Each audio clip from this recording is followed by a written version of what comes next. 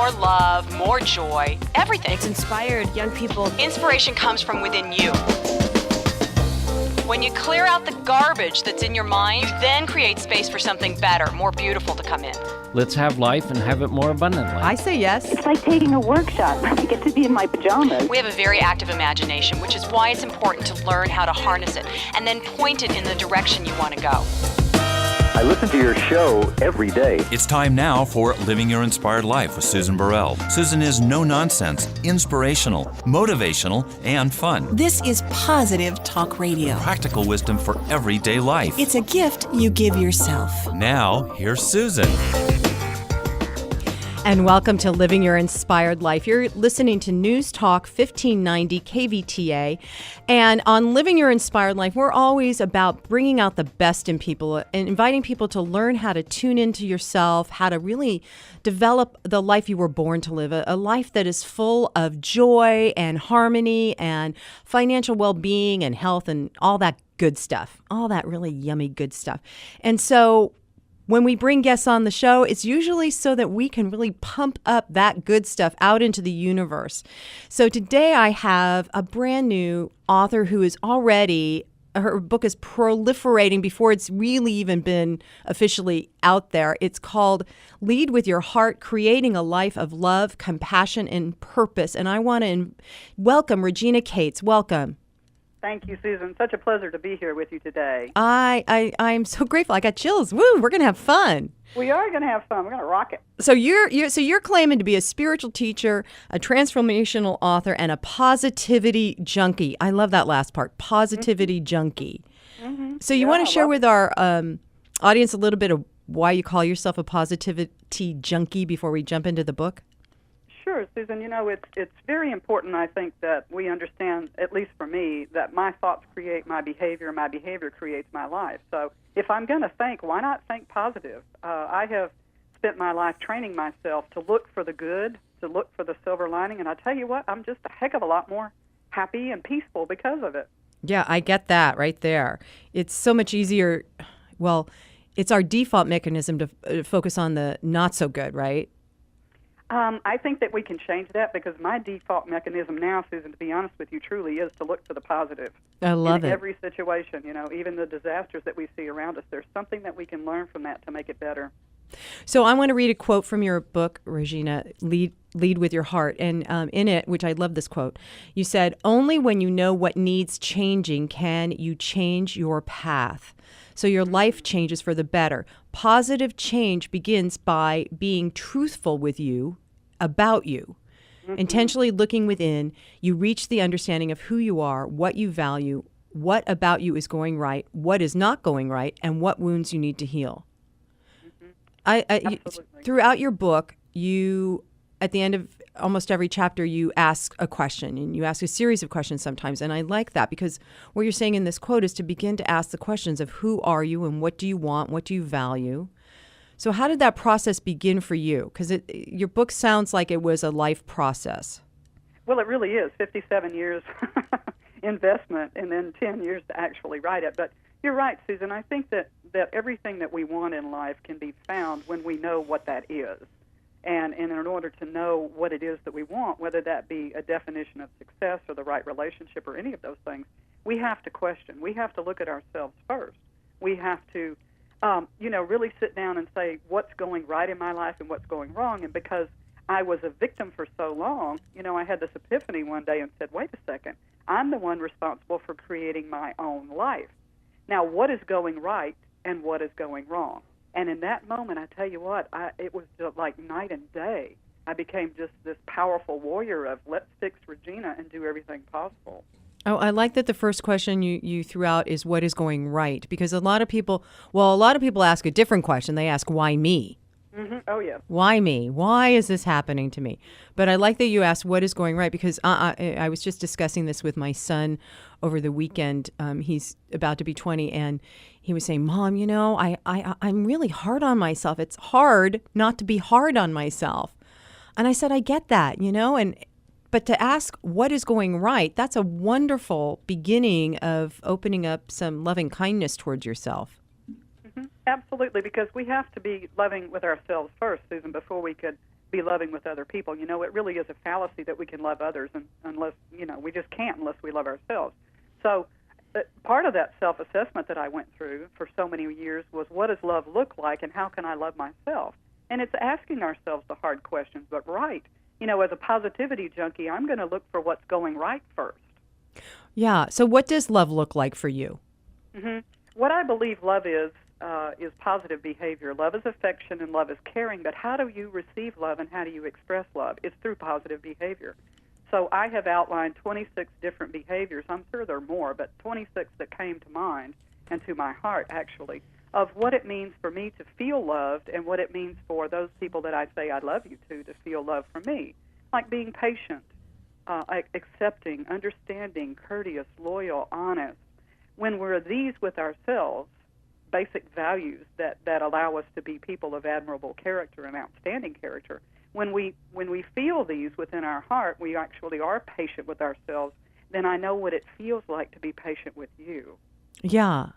And I just opened up to your list of all these qualities of what it means to love, which also it looks like it's best to apply it to yourself first. Yes, ma'am. Love yourself first to love others well. Yeah. I think if we really change the focus, and I don't mean this in a self-centered way. I'm all about, letting heart, soul, spirit lead rather than ego. The ego is what I consider to be the wounded part of us. And I think each of us has to go through a process of loving that wounded part. That's part of looking for what's going right and what's not going right. And once we do that, once we give these beautiful behaviors of love to ourselves and feel them, Susan, once again, this is a feeling process. Love is feeling. When I'm cooperative with myself, then I know what it feels like to be cooperative with you. Then we really start having deep relationships. We start allowing the behavior of others to roll off, rather than us taking it so personally. From personal experience, I totally agree with you, Regina. And I'm the kind of person that one of the phrases that I caught in your book is ego boxing. I love that phrase. And for me, it's me doing a boxing match with my own ego personally. And so in learning to love myself, what I find is it's often I have to go through that process of duking it out with myself before I can, until both sides are exhausted. And then I look at, myself and go, really? Really? Did you really have to do that? Can we just love yourself now? Good for you, because I think that the goal, we can be mean to ourselves, but if we are, then we're going to be mean to others. So again, whatever behavior we give to ourselves, then we're going to freely give to others. Let's make that positive behavior. So I don't see, the ego boxing for me, I let go of that when I realized it really didn't work. No Right. one ever rushed up to me and said, Regina, throw their arms around me and said, Regina, thank you so much for allowing me to see how horribly I've behaved. It's just not Thanks for telling me what you think about me. Yeah, exactly. Yeah. Susan, in 57 years, I'm still waiting for that event. But what I did find is that when there was the potential to ego box, when I had that encounter, as I talk about in the book, with Dr. X, where he was really rude to a secretary, and I came to her defense. And what I learned from that is that I could have written back a very horribly scathing email to him, and in that moment I did not. Oh, my goodness, it transformed my life 180 degrees within a few seconds. All of a sudden, I realized what it means to treat other people as you want to be treated. I have a saying that treating other people as you want to be treated doesn't mean waiting for them to go first. Oh, I like that. Treating other people doesn't mean... Wait, say it again, Regina. Treating other people as we want to be treated does not mean waiting for them to go first. Wow, yeah. Because if we're waiting for them to go first before we step up, then that's ego boxing. We're throwing our ego and our personal pride and all of these other things of what they should do out there first. Mm-hmm. And that was the transformation in my life when I did not ego box with Dr. X a second time. I sure did the first time.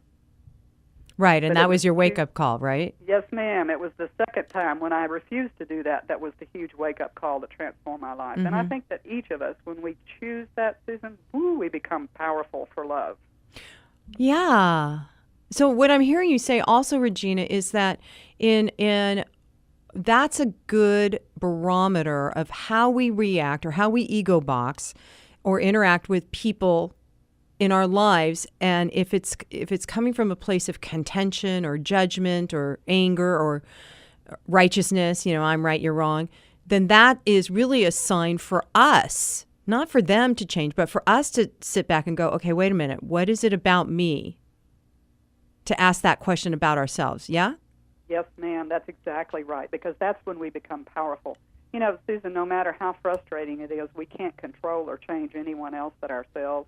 I've spent not 57, but I spent a whole lot of time trying to do that. And once again, that never worked. Just magically, it just never worked. So I think that in order to change our world, we really do have to change ourselves first. Yeah. And what happened in the story of Dr. X, when I refused to write back that email that was nasty, and I said, "Dear Dr. X, you are totally right. Please forgive me for behaving inappropriately." Susan, I didn't do anything intentionally to change him, but I want to tell you that the powers that be changed his heart, because the only gift I got when I left the college, not that I wasn't liked by other people, but Dr. X gave me a box of chocolates. You know why? Because it changed him and it changed me, but I didn't do anything to do that. Right. I like saying that changed people change people without trying. Mm-hmm. We really do, and that was so powerful for me that when I took responsibility for my words, my actions, my deeds, it allowed Dr. X to do the same. I didn't demand it of him. I wasn't expecting it.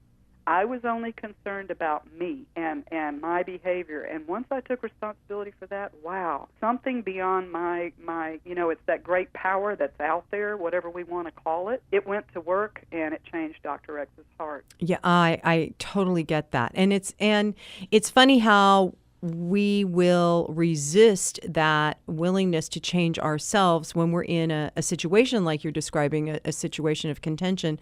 We keep thinking once they do that, then I will change. But when we take that responsibility, everything changes, just like you've said. Yeah, that's the power that we have. See, that's the interesting twist on this, and that's what I guess was the greatest aha next to Our Mind Has a Mind of Its Own, which was really powerful for me too. But the greatest aha, I think, in my life, these two, was number one is that when we change our behavior, then our world changes. That's how we have the best relationships with others, is because we put our best foot forward. And the second one was you have to master a mind with a mind of its own, because that's where the personal pride, that's where they should have behaved better comes from. Right. We have to be the one that says, no, wait a second. Let me lead with my heart that says I'm responsible for me. I love it. And that's the reason why you called your book Lead with Your Heart. Yes, ma'am. Yes, ma'am, because I don't know if I can say it on the air, but let me just paraphrase it. The first working title was Being an Ass is a Choice. Okay? So we did, I did take that responsibility, and let's make it more positive, since I am a positivity junkie. I love it. So your book is broken up into steps, which I really like. And the first one is about questioning the path you're on. And part of what we've just been talking about is looking at our own behaviors and what do we want to be responsible for, and what are we judging about ourselves and others and things like that. Mm-hmm. And questioning your beliefs. So let's talk just a minute about questioning your beliefs, because you brought up some interesting things to question your beliefs on, like your belief about God or race or men and women and relationships and homosexuality and religion and things like that. And because for me, if I was just going to look at my beliefs, I was going to think about just like simple stuff like, what do I believe about how I pay my bills, which is part of it, right? But you brought up a bigger system to look at. Well, I do. I think because, we believe a lot of things, and I think that we need to understand why we believe it, from how we pay our bills and what we do with that, to what do we really believe about the divine? Do we believe something that we've been told, or do we really want to find that personal relationship with the divine? And for me, Susan, that started when I was very, very young, tiny little thing, because I grew up in a fundamentalist Christian church in the southern part of the United States. And from the time that I walked in, I was told I was going to hell because I was born gay. Ouch. Ouch. Ouch, yes. So this has been one of the big things that I have overcome in my life because, God and spirituality is so important to me and always has been. Even when I was a little tiny child, I somehow felt a connection among all life and that there was some beautiful energy that was love.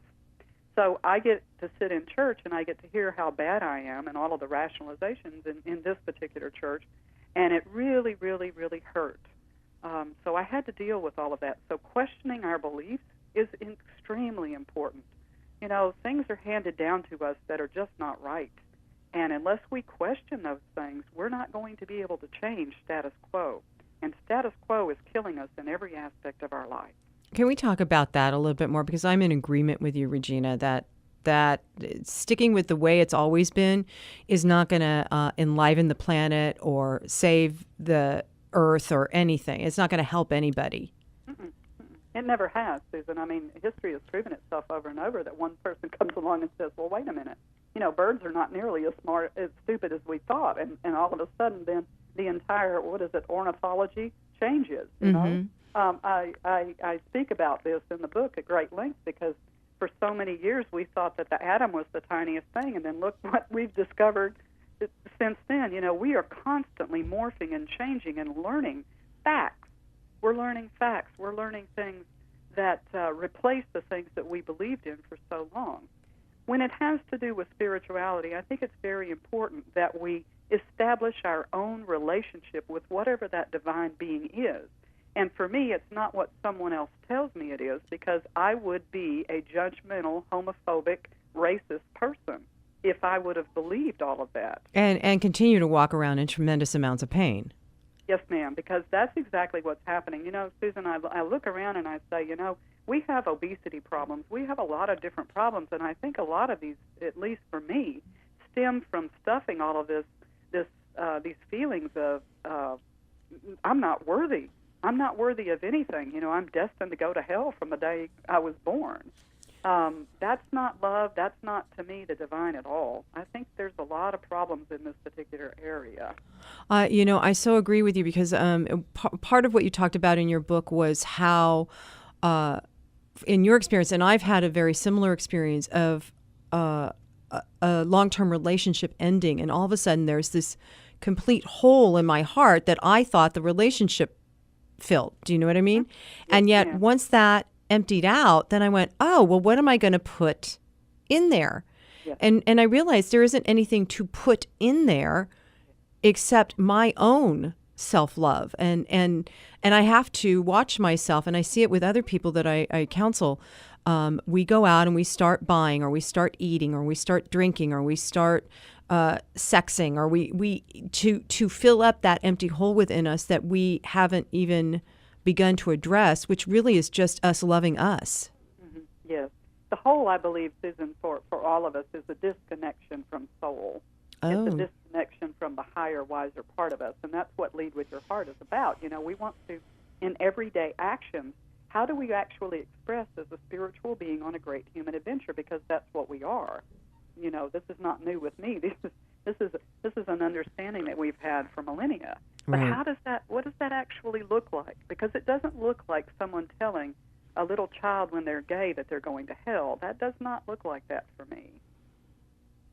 So what does it look like now? What's for you? Oh, well, it looks like questioning the path that we're on, Right. starting to think differently, and then leading with our heart every single day in the tangible actions we take, refusing to ego box with a rude driver, being patient when we can be in an impatient circumstance, being honest when we're given the opportunity to steal without ever being caught.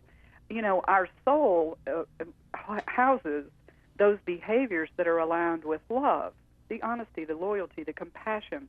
And for me, when we behave aligned with that, then we're connected to soul. It also, when we're behaving like that, it's purposeful, Susan. And when we're purposeful, we're present in the now. When we're present in the now, we can master those raging thoughts. We're not our thoughts. Our soul really needs to be creating those loving thoughts within our mind rather than our mind creating thought and us reacting to that. Mm-hmm. I often think of it as my little mind when I have all those negative thoughts. Mm-hmm. And my little mind is just running around screaming. But we're not without control over that Right. little running around screaming mind. And I think that a lot of us don't realize that. I certainly didn't. That's why I consider it one of the two top ahas in my life. The transformational ahas is the day that I realized that I was the master of my mind. It changed my world forever. Well, so in your book, Lead with Your Heart, you also have then a second step, step 2, which is just what we were just talking about, starting to think differently, letting go of the need to be right, accepting what is, setting boundaries, trusting your inner knowing, things like that. So letting go of the need to be right is a little bit of this letting go of the need to ego box, yeah? Oh, absolutely. Sure. Yeah. You know, one thing that I have learned is that the truth always surfaces. It might not be in our time, but it is in the divine time, and it always comes out. Truth always floats up to the top. So the need to be right or be proven right is simply ego. It's us wanting to be validated and another person made wrong. The example I give is when there was a miscommunication in email about someone that I was getting ready to pick up at the airport. The facts turned out to be, and the truth surfaced, that I had sent the email to this person telling her that I could not pick her up at the airport, and she had not received it. So, see, we were both right. But if we would have, either one of us stayed, working on this, I've got to be right, and you have to be proven wrong, then the relationship would have ended in a much different way. Mm-hmm. We have that choice to either value friendship or value our ego's need to be right. We have to choose. Right. And then you also talk about setting boundaries. Can we talk a little bit about that? Because I find personally the boundaries that I think I've set are often wobbly. Yeah, they need to be firm. We have to allow other people the information. We have to give people information about how we will be treated in relationship and in our lives. And I'm not talking about ego boxing or being mean, but you know what? We will let people abuse us as much as we abuse ourselves. So setting boundaries is extremely important in all relationships, and even in the relationship we have with ourselves. I had to set a boundary to quit smoking. I smoked for 22 years, 2 packs a day. Oh, wow. I had to set a boundary with myself to no longer pick up cigarettes, period. I've had to set many, many boundaries with family members because they were treating me rudely and unkindly and mistreating me. I've set boundaries with a lot of other people. What I find, Susan, is that this is one of the most important things we can do for healthy relationships, because when we do set a clear and strong boundary, then we bring a higher level of awareness to the circumstance than what created it. That is the only thing, as Albert Einstein says, that will change that circumstance, is the higher level of awareness. Boundaries do that for us. Wow, I never thought of boundaries that way. I always thought of boundaries as, okay, you don't get to do that. Or that, no, you can't. No, this is, I will not be hit in relationship. I will not be lied to in relationship. Pick up your dirty underwear. I'm not your maid kind of thing. It ranges from preventing us from going bankrupt because we have a child that's dependent on drugs, which is something that I've worked with many, many people with. It goes from that to the dirty underwear to you can't take the car out to whatever. One of the things that I run into a lot is that parents want to be friends with their children. Yeah. I think that is very dangerous because we need to set those rules and regulations, because being respected is a heck of a lot more important than being liked. Right. And you talk about that as when setting boundaries, you may not be liked. No, absolutely not, because you're bringing a higher level of awareness. So we have to remember that we're all at different levels of awareness, heart awareness, connection to soul. So what is logical for someone who leads with their heart to look, at life through the behaviors of love will not be logical to someone who's looking through self-centeredness or blame or justification, or victimization. You're right. It's not going to look the same. No. I was dealing with talking to a young man who was sharing with me how he was at the county fair and he'd gone up to the vendor and ordered a ice cream. I forget what it was. And instead of getting one, the guy put out 2, the vendor. And this young man, instead of paying for 2 or just taking the one that was his, he took both of them and ran off with his friend. And they were laughing about how great it was that they got to have 2 ice creams, one for free. And he's sharing this story with me, and I'm looking at him going, how is it that you think that that's appropriate behavior? And I had to tell him at the risk of him, I just said, wow, I would never have done something like that. I just don't think that's fair to the person, So it's interesting where these opportunities for setting boundaries show up. Mm-hmm. Yeah. I think that the golden rule is beautiful, and I think that if we live by that, and if we really keep that top of heart, not top of mind necessarily, because I do believe that we need to create the thoughts within our mind through our heart. How is that going to feel? That's, I guess, the third aha in my life. When I stopped to actually care about the consequences of my actions, Susan, before I acted, I put myself in the other person's shoes of how this is going to feel.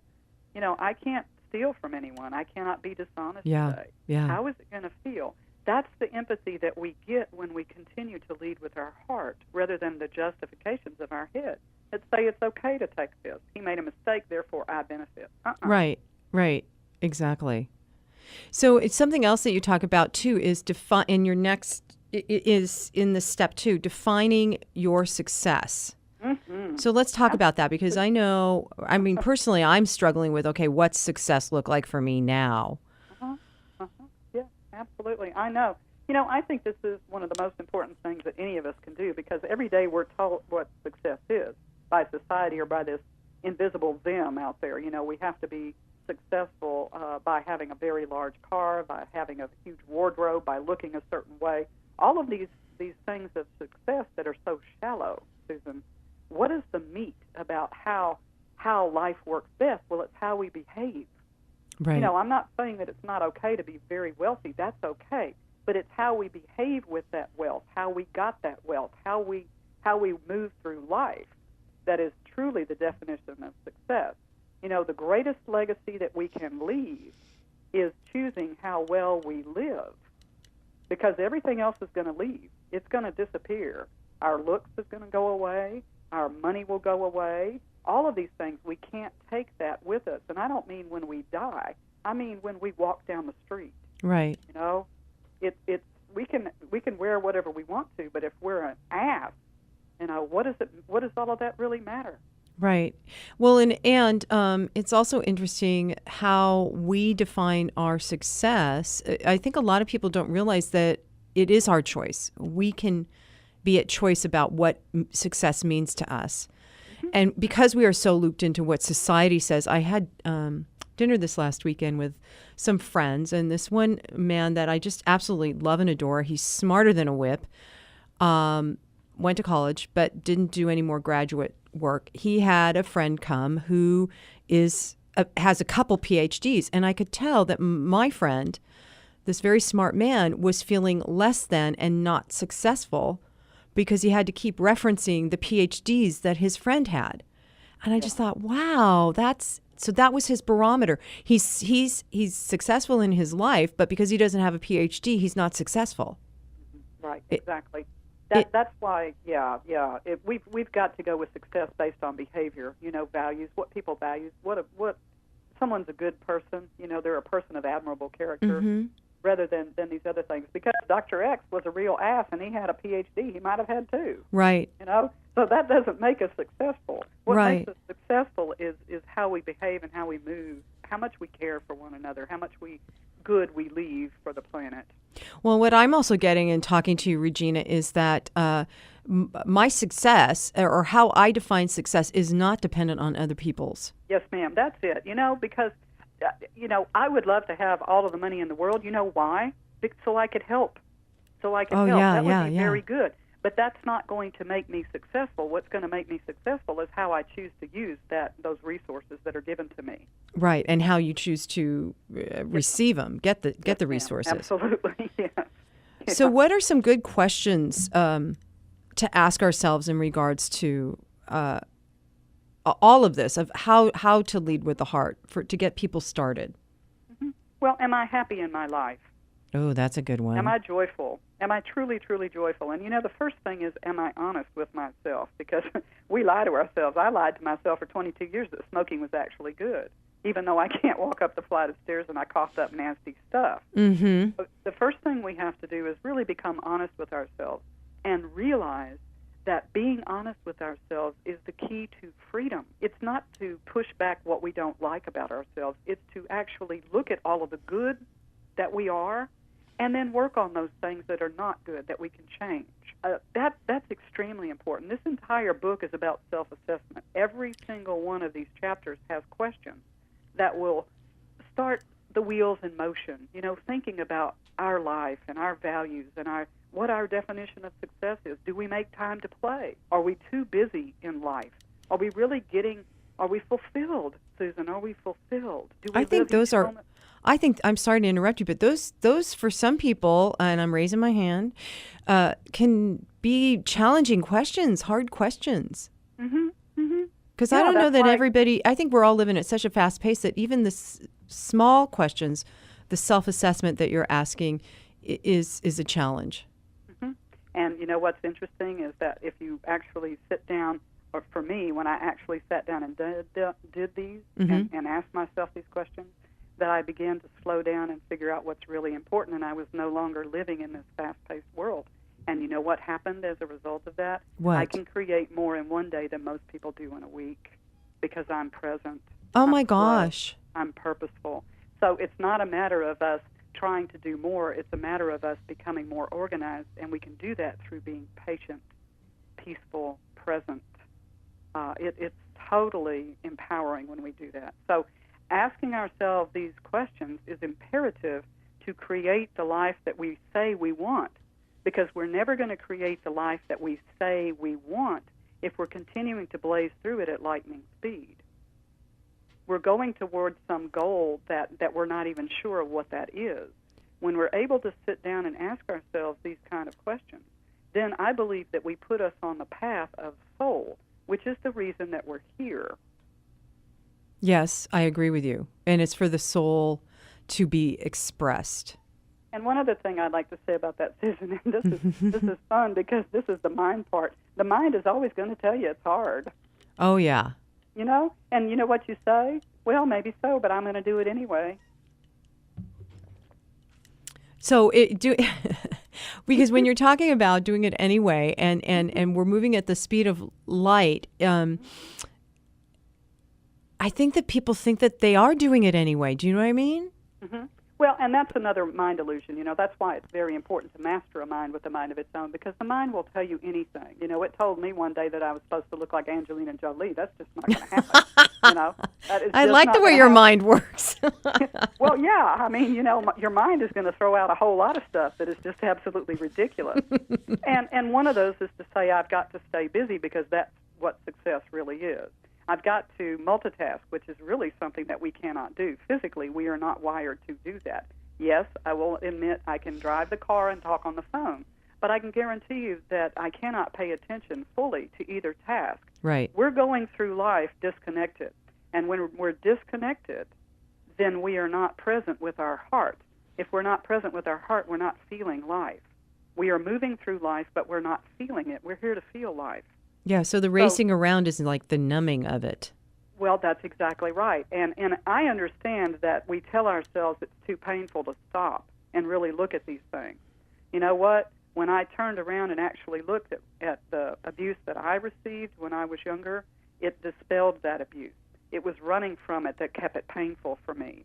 When I actually turned around and addressed the babysitter who sexually molested me, the physician who sexually molested me, the things that the church told me, it was by turning around and facing those things, Susan, that gained my freedom. Facing the thing you feared most. Well, yeah, absolutely. The things in the past that I could not change, the only thing that I can do is change how I continue to have emotional attachment to them in the present. Mm-hmm.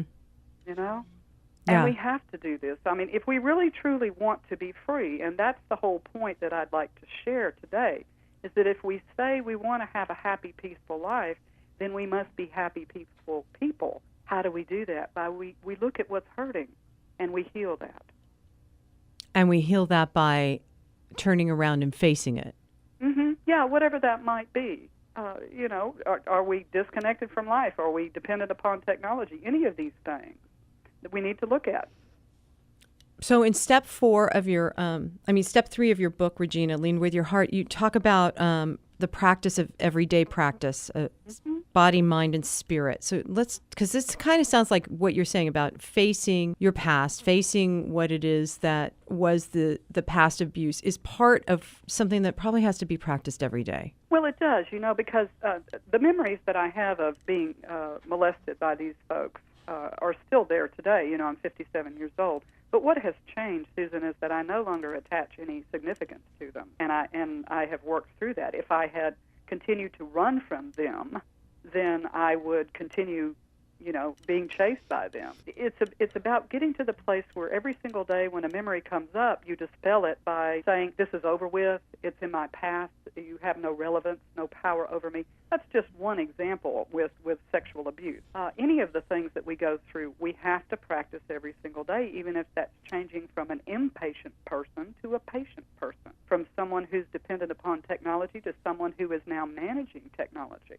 I meant really controlled by instead of dependent upon, but controlled by, to someone who's managing technology. Any area of life that is causing us stress, first of all, we have to admit honestly that it is, and then second, we have to look at it very carefully.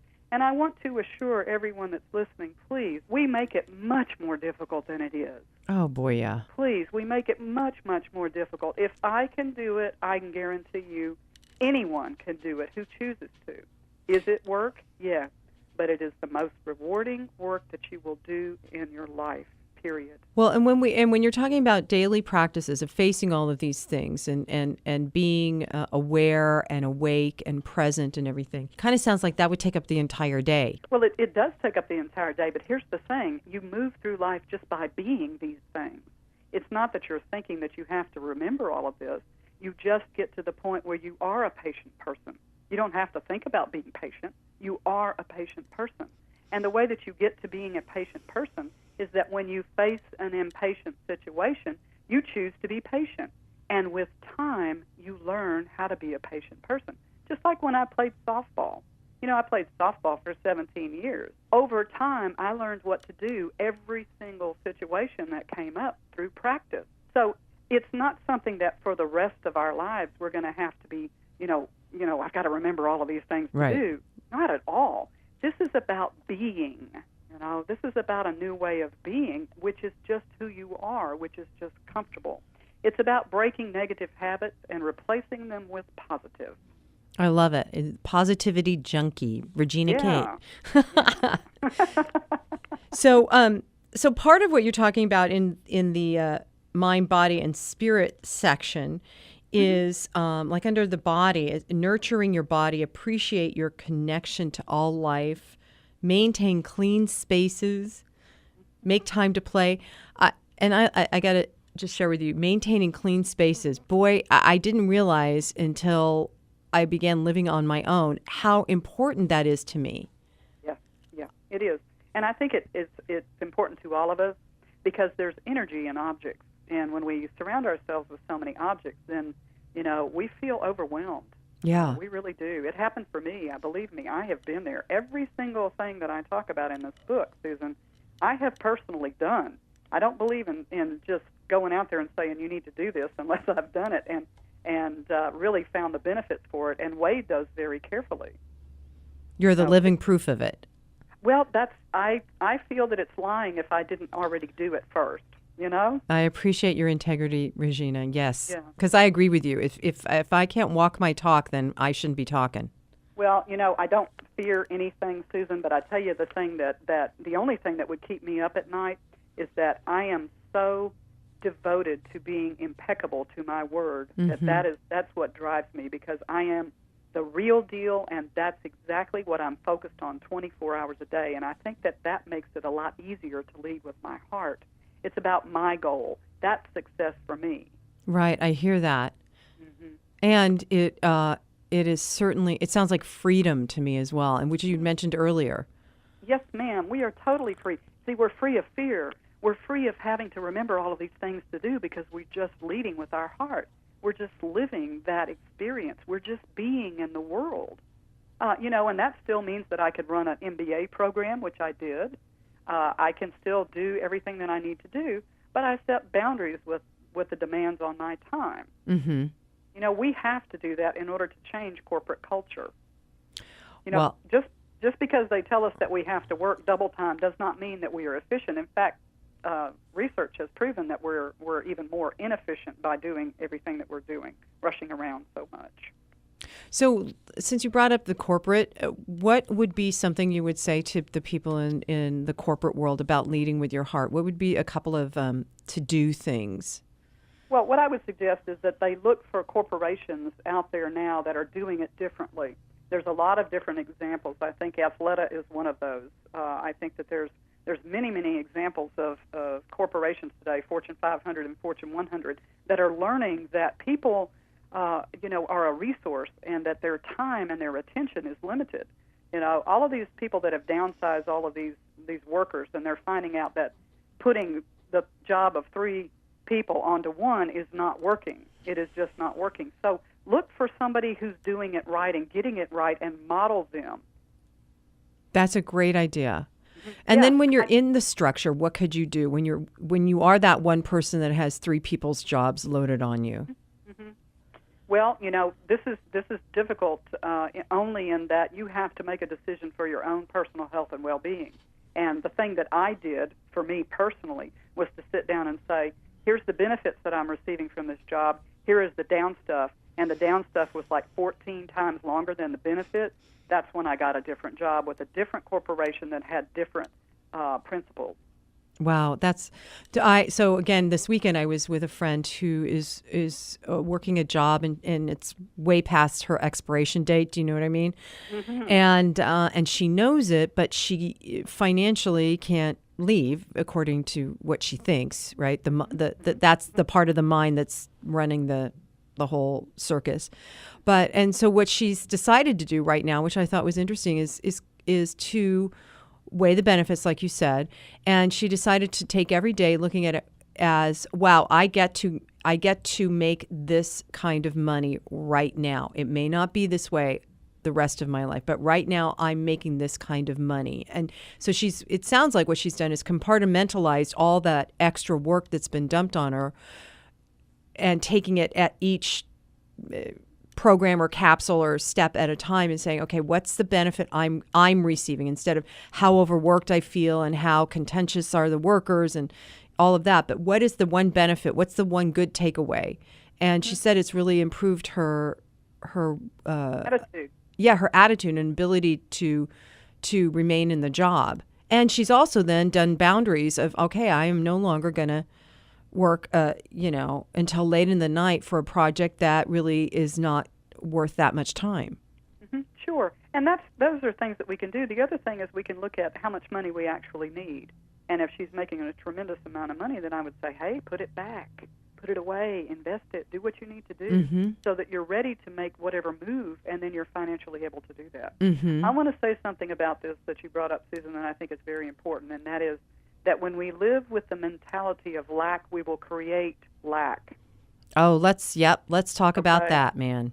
Yeah, well, there you have it. When you live in fear that you have to keep this horrible job working with horrible people, because I did it, believe me, I've been there, done that, then that's exactly what happened. Nothing opened up for me. The moment I got so frustrated and said, you know what, my soul's happiness is not worth this hell that I'm going through, boom, the universe aligned with me, and within 2 weeks I had a much better job making a lot more money with good people. When we prevent what we want in our life by fearing. Fear is one of those things that really, truly prevents us from getting what we want. There's I don't know what you call it, fear as an acronym of false evidence appearing real, right? Absolutely. So we buy into the false evidence. Oh my God, I need this job because I need the money. Mm-hmm. And then when we actually turn our attention and look at what is really true for us, like you did, our soul needs fulfillment, we want to be happy, then all that stuff changes, just like you said. Well, it does. And, I think there's a great, for those of us who really do want to make the planet a better place and for us to leave a good legacy for the next 7 generations, not just our children and their children, but for the next 7 generations, I think we really need to look at this very carefully for ourselves, because our actions are teaching our children do we want our children to have the same circumstances that we're in? One of the things that we need to realize is that bullying will stop when we stop bullying. Parents are teaching their children to bully, whether that's through what they allow them to watch on television or what they say without being aware of what they're saying and how they're saying it to their spouse or whatever. I completely agree with you. Mm-hmm. And so do we want our kids to think that success is working 100 hours a week, which is really impossible because there's only like 140, I think, or something like that. But I'm serious. We have to actually look at this and see what's viable, because we cannot continue to do this. It's just not going. We don't have the resources. Well, our resources are finite. Right, and we're perpetuating the behavior, so that, and it's an unconscious perpetuation until enough people start to be harmed and speak out or die, unfortunately. And I'm just talking about bullying right now. Oh, sure. But it is like it's a war on, that is like a war on humanity. It is. And when one person is harmed, we are all harmed because we're all interconnected. Yes, we are. And parents really need to know, and those of us that influence young people really need to know, that whatever we say goes in one ear and out the other. It is our actions. And if we're stern with one another, if we are bullying one another, our children are learning how to bully. Plus what's on television. Mm-hmm. I'm not surprised we live in a violent society, Susan. Everything that's on TV is violent. Yeah, it is. Not everything, that's an exaggeration, but so much of it. What are we teaching our children? This is just another side note. My son this weekend he had videotaped a movie. He's like, "Mom, watch this movie." And it was a very popular movie, and I had been resistant to watching it because it's so violent. And he's like, "No, Mom, it's funny. It's a farce." I'm like, all right. Wanting to bond with my son, I sat down and watched the movie with him, and I could see where it was funny, but it did not diminish the amount of violence and that the violence is the thing you're left with, not not how funny it was the way the person got killed, which was the underlying thing about it. This director is very well known for this stuff. But it was the violence that I was left with. And I thought, wow, I can't do that anymore. And here's what it's doing to our children. Our children are not feeling what it feels like. You know what? I was hit in the head with a baseball bat when I was 11 years old. Oh, my gosh. I want to assure all of your listeners you don't get up and keep fighting. I promise you, it is Hollywood. It is not real. But our children believe it's real. There have been incidences of folks playing violent video games and watching violent movies and going out and committing violence. What we are exposed to rewires our brains. So for your son to think it's funny, I understand that, but that is disconnecting him somewhat Absolutely. from the empathy. This is a major problem for us. You add that with technology, what are our children doing? Yeah, and it's these current generations that we are just now beginning to see the effect of that in these current generations. Mm-hmm. It wasn't what do I want to say? When, like in the 70s when and the 80s, when this stuff was really starting to surface in terms of video games and and Mario Brothers or whatever it was, we didn't really understand what that would relate to. And now that we have all of those other games out there, we can't even track how it's affecting people anymore. Well, one thing I'd like to say about that, Susan, and one of the things that we can do when we lead with our heart is that we have a higher wisdom to be able to see the impact of our actions many generations out. And I think that's one of the things that's very important to original people, that we really think about how these are impacting us. One of the goals that I have is to work with advertisers so that they really understand the impact of their message and how if they turn it from negative, which a lot of times they're not even aware of, to positive. So I think that it's very important for us to understand that when we create something, we need to be responsible for what it is going to do. And with your heart, you can see the possible impact. You can see a heck of a lot more than what you're looking at when you're just looking at the dollar sign. Yeah. So let's talk a little bit more about leading with your heart. And so it's about tuning in to your heart center and before you take action or before you make choices? that's one aspect of it. Sure, it's about mastering your mind with a mind of its own. It's about being personally responsible for your behavior. It's about thinking before you speak. It's about listening as you want to be heard. You know, all of these things. Again, it goes to treating other people as you want to be treated and figuring out how you want to be treated first, you know. If you want to be respected, then be respectful. It's Yes. all about that, because whatever behavior you put out, that's what creates your life.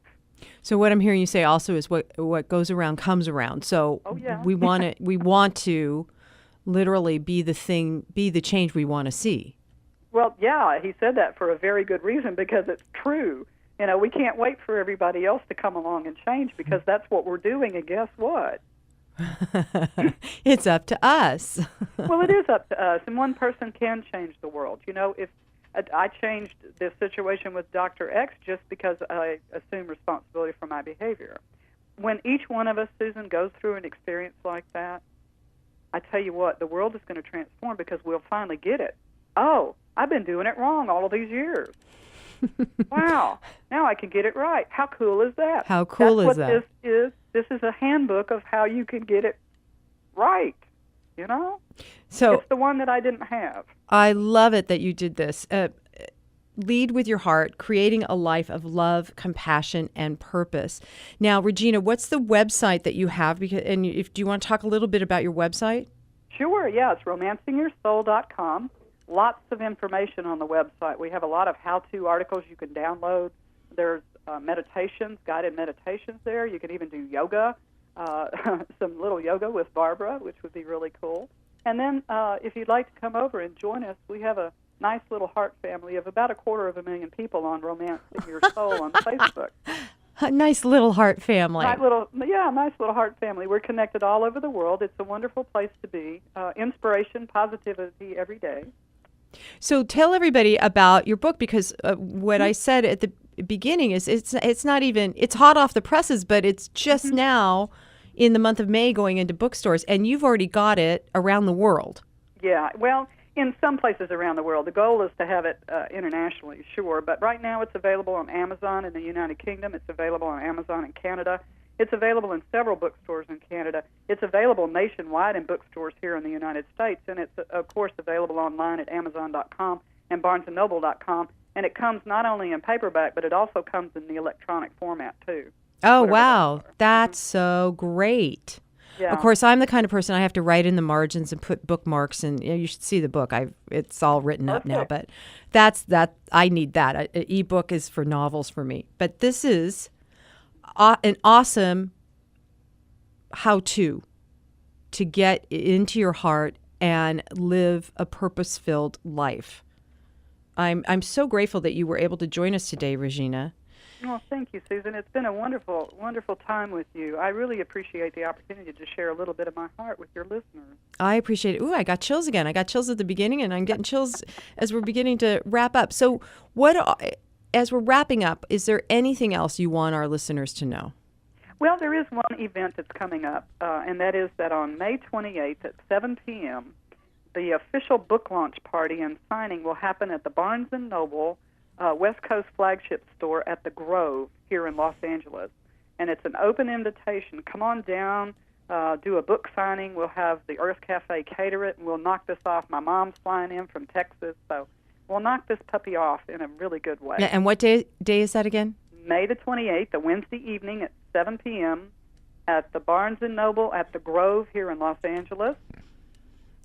Love it. So the book is Lead with Your Heart, Creating a Life of Love, Compassion, and Purpose. Regina Cates, thank you so much. I absolutely know you have already begun to change lives just by being the positivity junkie you are. Well, Susan, thank you. It was a real honor to be with you today. Thanks for joining us. And I'm just going to complete with, and so it is, namaste.